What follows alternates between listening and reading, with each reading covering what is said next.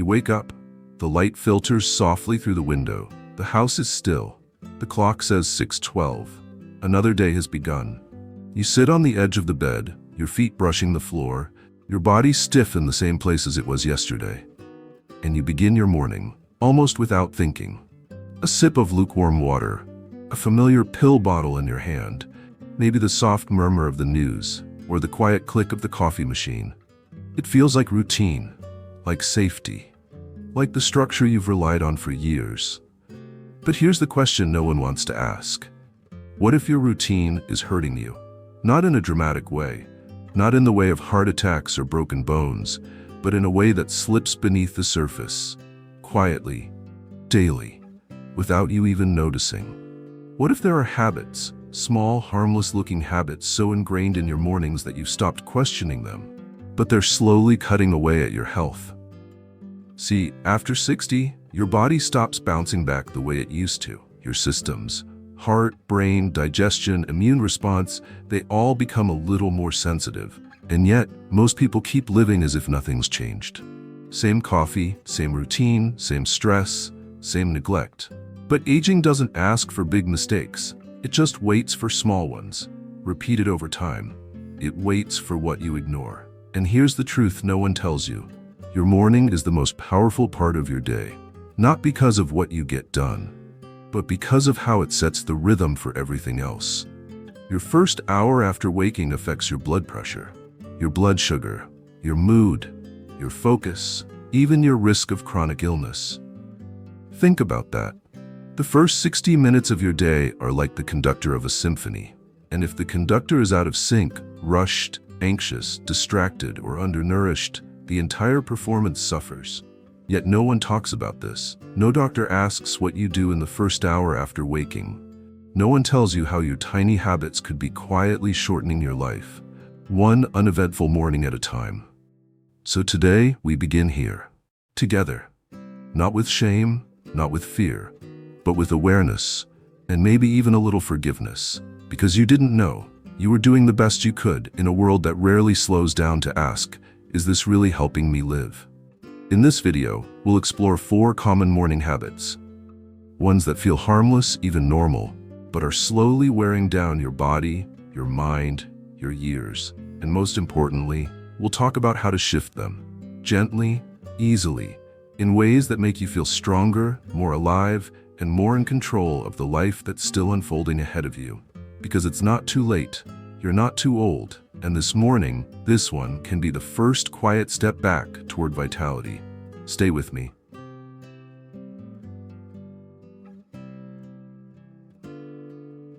So now you know, 4 simple morning habits, so ordinary, so familiar, yet each one has the power to quietly pull you away from the life you still deserve to live. Not through pain, not through loud warning signs, but through slow erosion of energy, of clarity, of strength, of joy.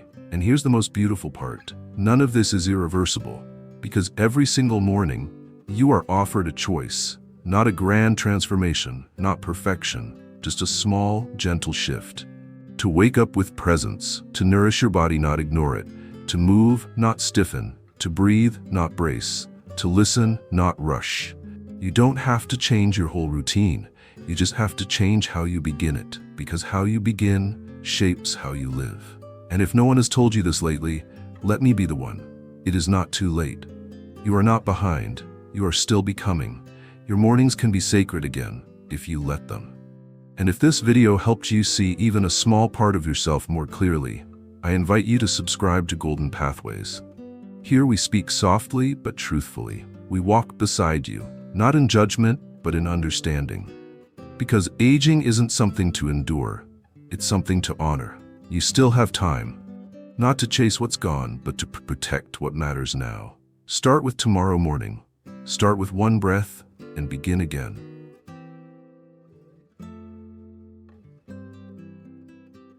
Habit number 1, skipping breakfast or eating the wrong one. Let's begin with something you might think is harmless or even helpful. Skipping breakfast. You might say, I'm not hungry in the morning, or I just have coffee, that's enough. Or maybe you grab something quick, toast, a muffin, a few crackers, just to keep going. But here's the truth most people never hear. After 60, skipping breakfast isn't a neutral choice. It's a message to your body. Run on empty, you'll be fine. And for a while you are. Until you're not. You see, your body wakes up in a delicate state. Your blood sugar is low. Your stress hormones like cortisol are high, trying to help you rise, to move, to function. But if you don't give your body real nourishment, you stay stuck in that stress state. Cortisol remains elevated, blood sugar wobbles, your metabolism slows even more. And here's where it becomes dangerous. This internal imbalance, repeated day after day, year after year, becomes the quiet root of chronic conditions. High blood pressure, diabetes, brain fog, fatigue that no nap can fix. Studies show that older adults who regularly skip breakfast are at a significantly higher risk of heart disease and stroke. Not because they're eating less, but because they're skipping the one meal that could stabilize everything from hormones to circulation. Now let's talk about the second mistake, eating the wrong breakfast. What does that mean? It means reaching for quick sugar. It means cereals loaded with sweeteners, white bread, flavored yogurts, breakfast bars that look healthy but act like candy. You don't notice the damage in one day, but over time, it builds. Spikes in blood sugar lead to crashes. Crashes lead to cravings. Cravings lead to poor choices. And poor choices made in the quiet of morning echo into your energy, your memory, and your weight, even your mood. So what should breakfast look like? It should be gentle, balanced, supportive, a small bowl of oatmeal with chia seeds and walnuts, a boiled egg with sliced avocado, half a banana with a spoonful of almond butter. Even a smoothie, if it has fiber, healthy fat, and protein, can change how your body carries itself through the day. This is not about eating more, it's about eating smart. Because after 60, food isn't just fuel, it's medicine. It's prevention. It's what tells your body, I care, I'm listening, I want to be here. So the next time you think I'm fine without breakfast, ask yourself, am I surviving my mornings or am I supporting my life? You deserve more than coffee and habit. You deserve nourishment that loves you back, and it starts tomorrow morning.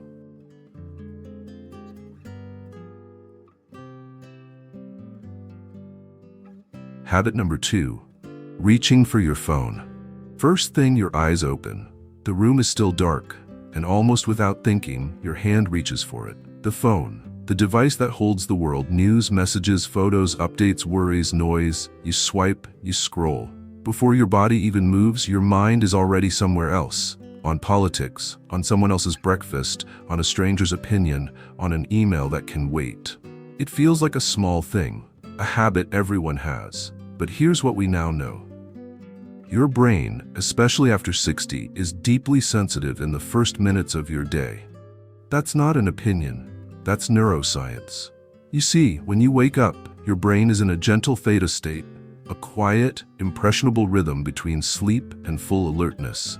This state is when your mind is most absorbent. It's when memories are formed, when emotions are fragile, when your nervous system is still soft and open. And what do we pour into that delicate window? Noise, notifications, alerts, comparisons, negativity. Your body hasn't stretched, your breath hasn't deepened, but already your nervous system is tightening. Already you're reacting before you've even fully arrived into your day. It's not just about stress, it's about what kind of signal you're sending to your brain. Wake up to tension, wake up to problems, wake up to urgency that isn't yours. Over time, this habit rewires your response to mornings. Instead of peace, you feel pressure. Instead of clarity, you feel clutter. And you carry that energy into every corner of your day without even realizing it. Now here's something you may not know. Studies have shown that people who begin their day with screen exposure in the first 15 minutes experience higher levels of anxiety and decreased cognitive performance, especially as they age. Your memory, your mood, your ability to focus, it all gets clouded. Not because of age alone, but because of what you're feeding your brain in those quiet, golden moments. So what can you do instead? Try this. Keep your phone in another room, or at least out of reach for the first 20 minutes after waking. Let your eyes adjust to the light. Let your breath deepen. Drink a glass of water. Step outside if you can. Say a few words of gratitude, or simply just sit with yourself before the world floods in. Give your mind a soft beginning, a clean canvas. Because the way you start your day doesn't just shape your morning.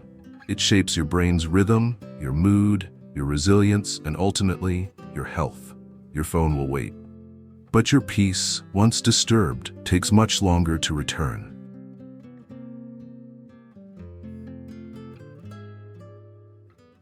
Habit number 3. Sitting too long after waking, you wake up. Maybe you stretch a little. You shuffle out of bed slowly, carefully. You head to the kitchen. The floor is cool. The air is still. You fix your morning drink, coffee, tea, warm water with lemon, and then, almost automatically, you sit down. You deserve a moment of quiet, a pause before the day begins. You've earned it. But here's what we often don't realize. When we sit too long after waking up, we're quietly telling our body to slow down when it's asking us to gently start moving. This isn't about shame or guilt. It's about understanding the design of your body and how aging changes the way your body responds to stillness. You see, during the night, everything slows down. Your circulation, your lymphatic drainage, your joint lubrication, they all enter a kind of suspended state. When you wake, the body expects a signal. It's time to begin again. But when you remain seated, on the couch, in a chair, at the breakfast table, for 30 minutes or more, that signal doesn't come. And slowly, day after day, your body begins to lose what it doesn't use. Let me explain. When we age, our muscle mass decreases naturally. It's called sarcopenia. But it doesn't happen overnight. It happens quietly in moments like this, when we choose stillness instead of movement. When we say, "I'll stretch later." When we settle into the same spot for an hour because it feels easier. And the consequences? They creep up slowly. You begin to notice your knees are stiffer. Your balance feels just a bit off. Your lower back aches more than it used to. Your legs tire more easily, even with short walks. It's not just aging. It's the compounding effect of immobility, especially in the morning. Because morning is the body's natural invitation to restore momentum. And when we ignore that invitation, we begin to weaken the very systems we rely on to stay independent. Think about this. When you sit for too long in the first hour of the day, your blood doesn't circulate properly. Your brain receives less oxygen. Your digestion slows. Your joints stay inflamed. And your posture, already under strain, becomes a little more rigid. You might not feel it right away, but over time, these subtle effects accumulate. And one day, something simple, like getting up too quickly or turning while holding a bag, leads to a fall. Not because of bad luck, but because your muscles weren't being awakened gently and consistently when they needed it most. So what can we do? We don't need to run a marathon. We don't even need to work out. We just need to move. Right after waking, before sitting, before coffee, before screens. Even 5 minutes of mindful movement can be powerful. March in place for 30 seconds. Do arm circles to loosen the shoulders. Roll your ankles. Gently twist side to side. Reach up to stretch your spine. Hold on to the back of a chair and do 5 slow squats. No one else has to see. It doesn't have to be perfect, but it has to happen. Because when you move your body in the morning, you're not just helping your muscles, you're waking up your brain, you're calming your nervous system, you're telling your bones and joints, I still want to live fully, I still care about this body. So tomorrow morning before you sit, just pause and ask, can I move for a moment first? You may be surprised how much it changes, not just your day, but your entire future.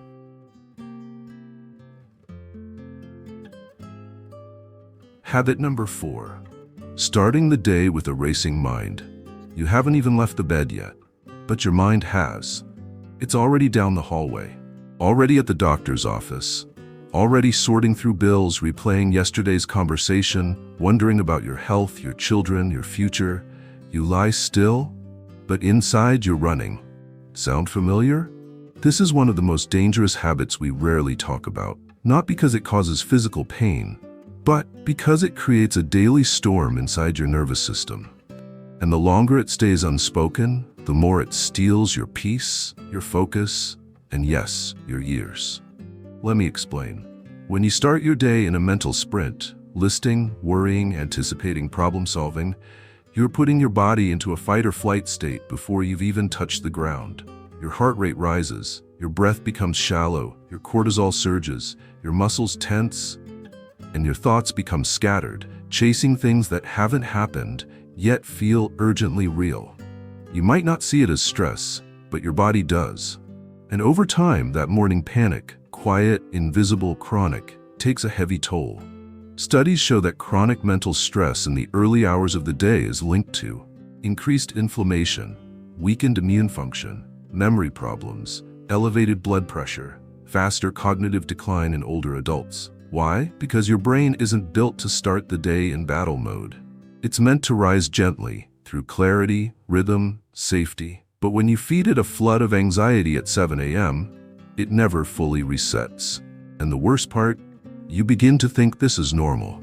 You assume waking up worried means you're being responsible. You mistake overthinking for control. But in truth, you're exhausting your system before the day even gives you a chance to live it. So what can you do? It's not about silencing your thoughts. They will come. They are part of you. But you don't have to follow every thought down the road. You don't have to answer every what if before breakfast. You can create a boundary between your thoughts and your body. Start like this. When you wake up, before reaching for anything, before standing, place your hand gently on your chest. Feel your heartbeat. Close your eyes and breathe. In through your nose, out through your mouth. Again and again, until you feel your mind stop racing. Then say quietly, out loud or in your mind, I don't need to solve everything this morning. I am safe right now. It may feel silly at first, but this tiny act of grounding can shift your entire biology. You're not denying your worries. You're just refusing to let them own your mornings. And in doing so, you reclaim something precious. A sense of calm, a sense of power, a quiet joy that no fear can touch. Because here's the deeper truth. The world will ask for your worry, but your soul, especially after 60, asks for something else.